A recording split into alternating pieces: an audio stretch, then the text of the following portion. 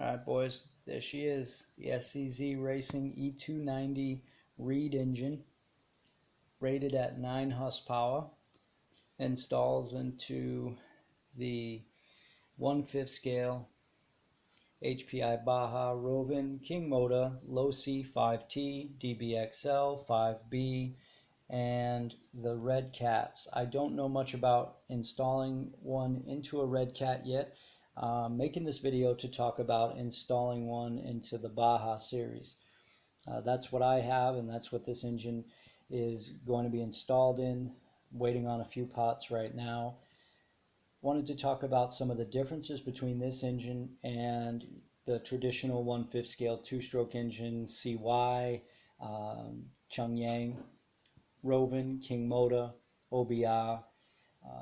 Those engines, of course, are what most of us know and are familiar with. You can tell just by looking at the SCZ racing engine, it is definitely different.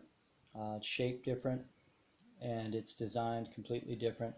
And of course, it's a Reed engine, which one of the characteristics of Reed engines are the angled neck that runs from the crankcase and houses all the Reed parts. So your air filter, of course, is now going to be on an angle, and that's going to change the way your carburetor linkage mounts. So you just want to be mindful of that, and I'll talk more about it in a minute. But I'm making this video because I'm installing this into a Baja, and there's very limited information on the internet about installing this engine. In fact, the only information I was able to find was information on the BZM, the Bezetta BZM Micro, which is also a 1/5 scale Reed engine that was produced a while back. From what I understand, is no longer being produced.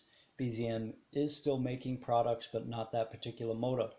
The SCZ Racing E290 was designed very similar to the BZM engine. However, it is different and it installs a bit different.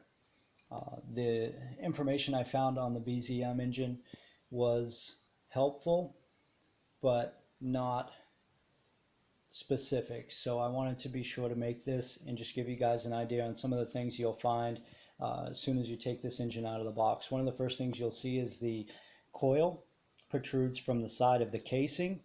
The casing, which is cast aluminum, it's been milled to help with weight reduction and of course strength, rigidity. That there is something that you'll notice right off the bat. The coil protrudes there. There's a bit of a space there that allows you to run wiring for a kill switch. For example, this is the Killer RC Super B kill switch. The engine kill switch is mounted on the top. This casing gives you the idea that the engine is wider, but it is not. It is a 5-bolt head, a finned head, just like your traditional 5th scale engine, and it comes with, again, a cast aluminum housing. The billet aluminum clutch housing that's red does come with this engine and mounts to a traditional clutch, or is designed to use a traditional clutch. I have the Vertigo Easy Access system, clutch system, that I'm installing, and that's what you notice there. That silver anodized piece is a part or a portion of the Vertigo Easy Access clutch system, which is absolutely amazing, and I'll talk more about that in another video. You'll notice a clutch in there. That's the clone Lauterbach clutch. It's a 4-shoe clutch. I wanted to try something a little different. I've never used one of those, so I'm looking forward to it. The housing, of course, the Vertigo housing, did not come with the engine. The clutch does not come with this engine. The 3-finger pull start handle and the pre-filter did not come with this engine. The carburetor and the velocity stack did not come with this engine. You get the engine. And as I mentioned earlier in another video, I am now a US dealer for this engine. Eventually I'll create a website, make sure that there's enough information there, clear and accurate information about the engine, and of course a means to purchase via PayPal and schedule shipping. The Baja Install. one of the first things you'll see is that I have a rear dual mount left engine brace. And when I say dual mount, dual bolts, the factory brace runs a single bolt through here which mounts to the tranny brace. That bolt finds its way out. You're now running without any connection on the rear left side of the engine to the chassis, which causes the chassis plate to bend, which is one of the parts I'm waiting on right now. You won't necessarily notice a chassis plate bent until you start having spur gear problems. And I'm sure if anybody has experienced those, they know what I'm talking about. This brace, in my opinion, is an absolute must. It's not a requirement to install the SCZ, and it mounts up to any CY, Rovin, King Motor, HPI, etc. It mounts the same way. The SCZ casing is designed with all the same bolt housings that the CY engines are, but it mounts in two spots, and in my opinion is an absolute must. One of the things you will need is the left side engine brace, which is where the Baja mounts the engine to the chassis on this front left side. The stock brace doesn't work. You'll want to order the SCZ brace, and I will have those available as well. Otherwise, I can send you in the direction of locating one if I do not have them. The velocity stack install and the cob install is going to require longer bolts because of the way this engine is designed. The isolator block and the way the bolts mount is an issue in comparison to a CY motor. The bolts are going to be too long and they are going to bottom out. And when they bottom out, you'll crack the isolator block. You don't want to do that. You can either cut the bolts or you can use spacers. In my case, I used 4 washers, 3 lock washers and a traditional washer on each side, which gave me the exact length I needed. Not everybody runs a velocity stack. I chose to because of the air filter setup I have. And if you don't, again, keep in mind your length of your carburetor bolts are going to be an issue. You want to make sure that they are snug, but they're not too long. Otherwise, you will definitely have a problem. As far as carburetor choice on a Reed engine, the Walbro 1048 and the Walbro 1107 are 2 great carburetors for this engine. I chose the 1107. It comes with a choke and a primer bulb, and I felt like, based on the previous carburetor I ran and my experience with that I absolutely wanted to have a priming bulb and a choke. So I'm hoping that's going to work out for me. I'll know a little bit more about it once I start running it, and I'll do some review videos and things like that so people can get an idea on how that carburetor is working out for me.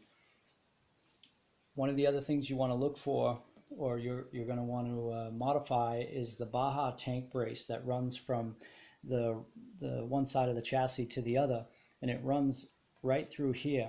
That tank brace, unfortunately, will hit the lower neck, so it needs to be cut. I chose to replace the factory aluminum brace that I have with a carbon fiber piece that I'm going to mill or cut to make sure that the motor can be mounted without any interference from the tank brace. It'll sit flush and the tank brace will not touch this neck at all.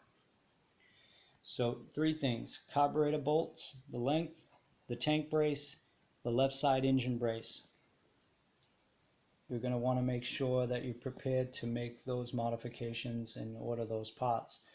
Also, just as a kind of an odd piece of information, the $20 or $30 pull start kits, the easy start kits that Rovin and King Motor and you'll find on AliExpress from China, they do not mount to the SCZ engine, only because the bolt that they use for the housing for the easy start has a different thread pattern than a CY or Rovin or a King Motor engine.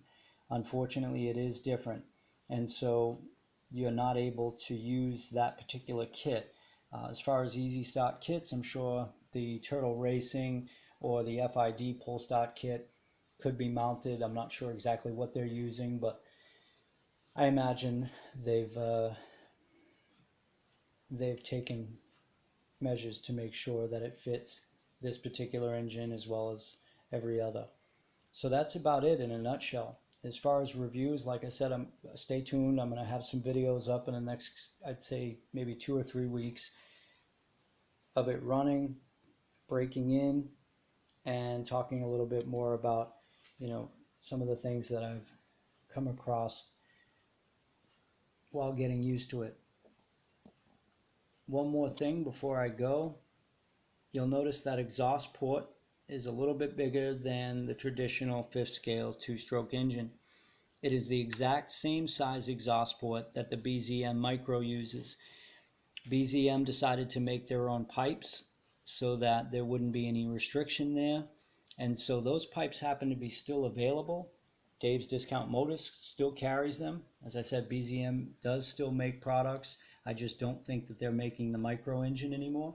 So if you want to get an exhaust pipe that's going to allow for perfect flow, no restriction, you'll want to go ahead and order a BZM pipe for the BZM Micro reed engine. Otherwise, you can use a traditional exhaust system. More than likely, you'll end up having a Dominator pipe or a rear mount Dominator pipe or a side mount.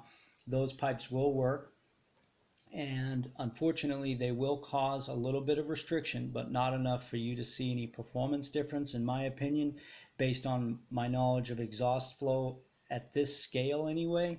I imagine it would be better to not have any restriction there, but the gasket and the spacer, the cooling spacer that all of us run, would have to be modified, and the inlet on the pipe would have to be modified in order for you to run a traditional exhaust system without any restriction at all.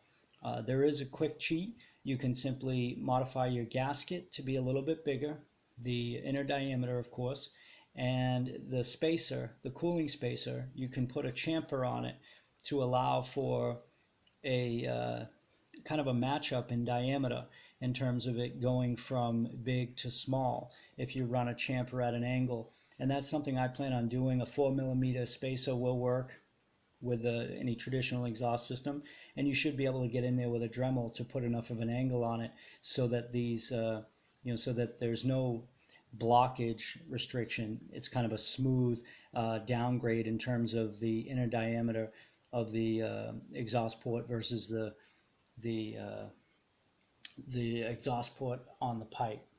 So that's that. You have your exhaust port size. Your left engine mount is going to need to be replaced. Again, SCZ sells them. Don't buy the BZM one. It does not work. There is a little bit of a difference there in terms of the way the casing's designed, and it won't work. The length of the carburetor bolts, you're going to want to make sure that you either cut them or use spacers like I did. And that is about it. Hope you guys enjoyed the video. I'll make another follow-up video talking a little bit more about the specifics and the way the engine was designed, what it's all made of.